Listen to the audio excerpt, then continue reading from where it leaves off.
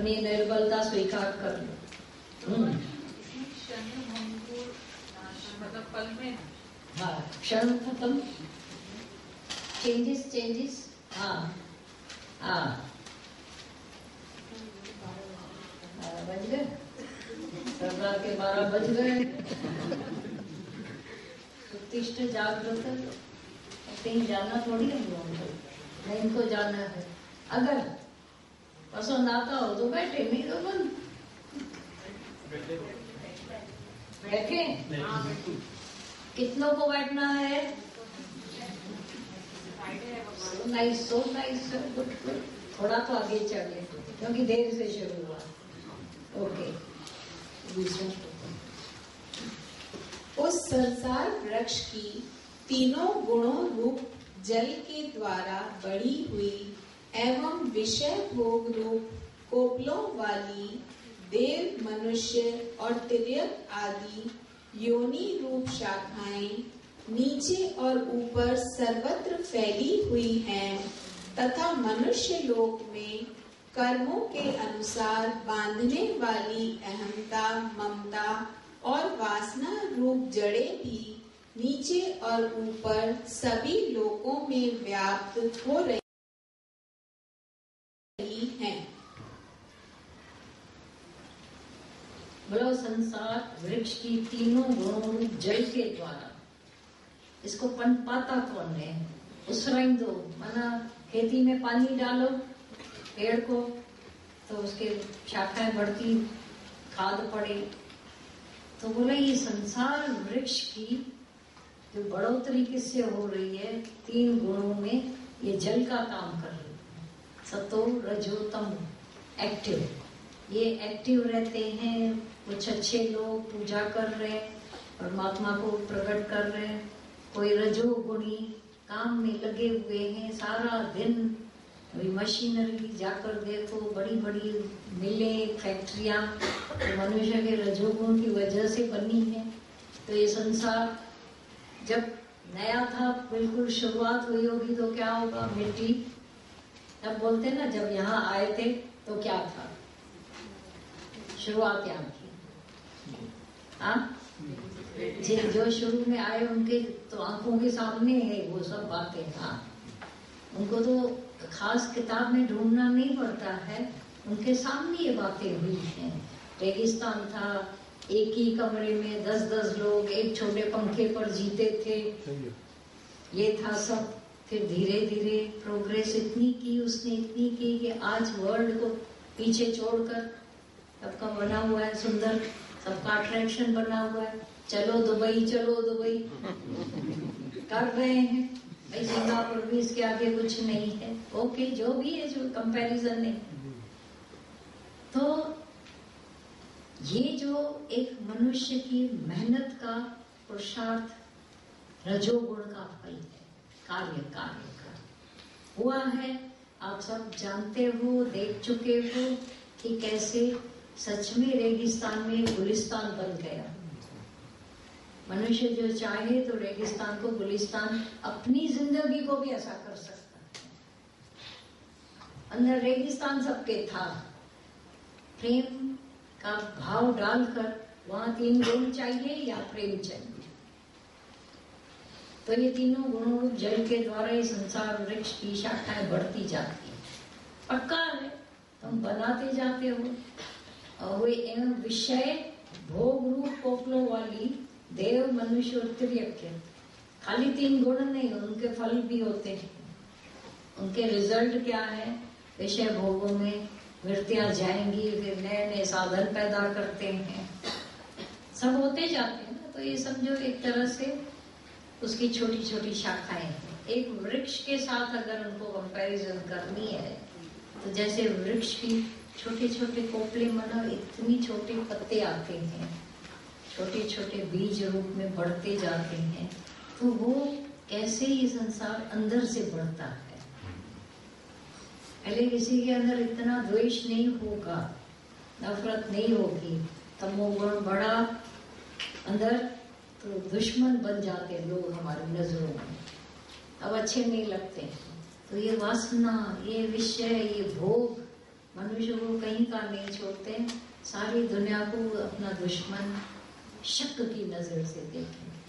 अब जब भगवत भावना बढ़ी तो सबको कैसे देखते हैं? कोई मंदा नहीं, मंदा किसको आंखें, वही तुम हो। जैसी जैसी समझ दूसरी होती जाती है, हमारी नजर का ऑपरेशन होता है। ये तो है। इस श्लोक को पूरा किया क्या? नीचे किया है। हाँ, शब्द, स्पर्श, रूप, रस और गंध, ये पांचों स्थूल देह और इंद्रियों के अपेक्षा सूक्ष्म होने के कारण उन शाखाओं की कोपलों के रूप में कहे गए हैं। हाँ, और सूक्ष्म है। शब्द, स्पर्श, रूप, रस, गंध, वो जैसे अंदर संसार वृक्ष वो बढ़ा रहे हैं। मुख्य शाखा रूप ब्रह्मा से संपूर्ण लोकों के सहित देव, मनुष्य और तिर्यक आदि योनियों की उत्पत्ति और विस्तार हुआ है, इसलिए उनका यहाँ शाखाओं के रूप में वर्णन किया है। अहमता, ममता और वासना रूप मूलों को केवल मनुष्य योनि में कर्मों के अनुसार बांधने वाली कहने के कारण यह है कि अन्य सब योनियों में तो केवल पूर्वकृत कर्मों के फल को भोगने का ही अधिकार है और मनुष्य योनि में नवीन कर्मों के करने का भी अधिकार है। सीधा ये तो समझ सकते ना, सारी योनियां कर्म भोग, कर्म फल के भोग की है कर्म। उनमें इंस्टिंक्ट नहीं है, कोई मशीनरी नहीं है जो नया कर्म बना सके। समझो कभी कुत्ते काट लेते हैं, कुत्ता काटता है तो भी उसका कर्म नहीं बना, क्योंकि पर्सनल उसका झगड़ा नहीं है। ये तो उसको प्रेरणा मिलती है।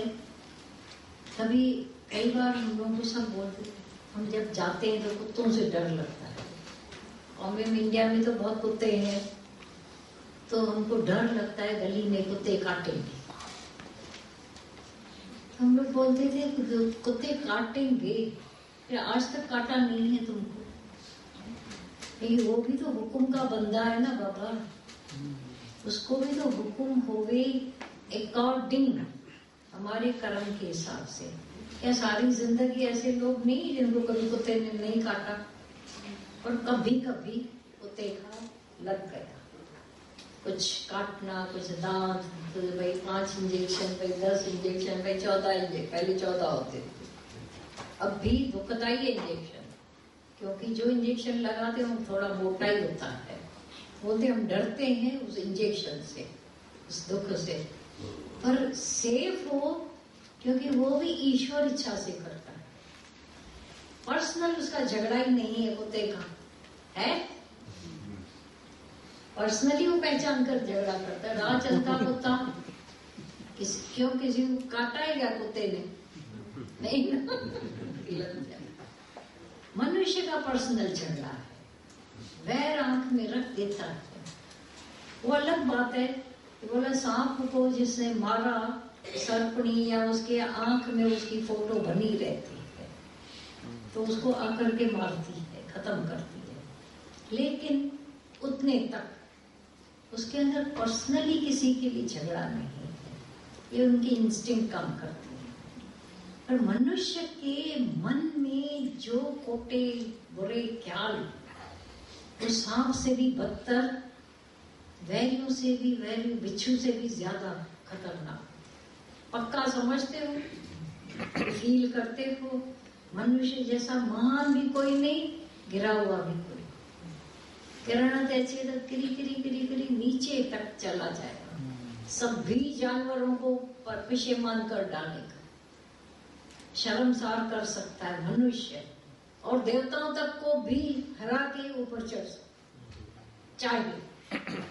उसके दिल पर मदा बन करे जे पाण दे कृपा तो हियर जो हियर बदली थे। पर कुत्ता कृपा नहीं कर सकता है, बदली भी नहीं हो सकता है, वो अपनी जो भोगने कर्म भोगने। हाँ इधर भगवान जी तिर्यक का मतलब क्या, एटसेट्रा तिर्यक एटसेट्रा? और नीचे अच्छा, तिर्यक और नीचे, और बिच्छू, ये जो बलाम माना रेंगने वाले, ऑल्सो लिविंग जो भी, हाँ लिविंग जो भी हैं, लिविंग, हाँ ठीक है। हाँ, भले थका हो जाए तो चलो, न थका हो जाए तो हलदा रहो वन में। हाँ तीसरा श्लोक पढ़ो। हाँ भले, ठीक है, ही पूर्व क्रम से पढ़ो। हाँ, इस संसार वृक्ष का स्वरूप जैसे कहा है वैसा यहाँ विचार काल में नहीं पाया जाता। मेन श्लोक इसका ये, क्योंकि न तो इसका अच्छा आदि, न तो इसका आदि है और न अंत है, तथा न इसकी अच्छी प्रकार से स्थिति ही है। इसलिए इस अहमता, ममता और वासना रूप अति दृढ़ मूलों वाले संसार रूप पीपल के वृक्ष को दृढ़ वैराग्य रूप शस्त्र द्वारा काटकर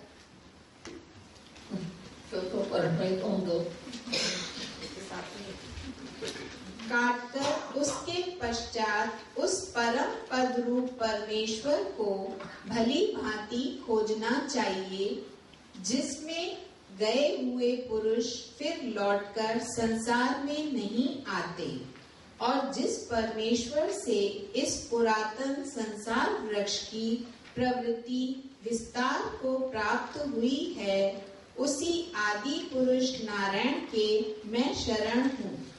इस प्रकार दृढ़ निश्चय करके उस परमेश्वर का मनन और निध्यासन करना चाहिए। बोला इस संसार की पूरी तरह से, जो अच्छी तरह से उसकी स्थिति भी नहीं है। कहाँ से शुरू, अभी एक नींद करते हो संसार गायब है, गायब, क्योंकि देखने वाला ही, जानने वाला मन ही सो गया, उसके साथ संसार भी गायब। पक्का अच्छी स्थिति पक्की होती तो नींद में भी घुसा रहता संसार, लेकिन उसकी एक भी निशानी नहीं बचती है तुम्हारी गहरी नींद में। पक्का इतने भाव ख्याल जागृत में होते हैं, नींद में सब गुम। कहाँ गए ज्ञानियों ने संसार मना, पूरे ज्ञान को देखा ही नींद में, कि आंख में उठी, दृश्य गायब, दुनिया गायब। अभी भी आंख बंद करो तो कुछ दिखता नहीं। माना ये अख खुली तक के झगड़े हैं सारे, राग द्वेष वैरी मीत फीलिंग्स, ये सारी उसकी वजह से। तो कहाँ स्थिति पूरी है इसकी, क्षण क्षण चेंज होने वाला, और कब बना, कब तक बना रहेगा किसी को पता नहीं। बड़े बड़े जो भी होते ना निजूम आते हैं, भविष्य दृष्टा, तुम्हारा हाथ देखेंगे, तुम्हारा ये सब झूठ, उनको अपना ही पता नहीं, तुम्हारा क्या पता नहीं। तो विचार काल, हाँ दिया है, हाँ हाँ बराबर। इस संसार का जैसा स्वरूप शास्त्रों में वर्णन किया गया है और जैसा देखा सुना जाता है, वैसा तत्व ज्ञान होने के पश्चात नहीं पाया जाता। जिस प्रकार आंख खुलने के पश्चात स्वप्न का संसार नहीं पाया जाता। जागृत वाला स्वप्न में नहीं, स्वप्न वाला जागृत में नहीं, तो कहाँ है, कुछ भी नहीं है संसार की स्थिति। इसका आदि नहीं है, यह कहने का प्रयोजन यह है कि इसकी परंपरा कब से चली आती है।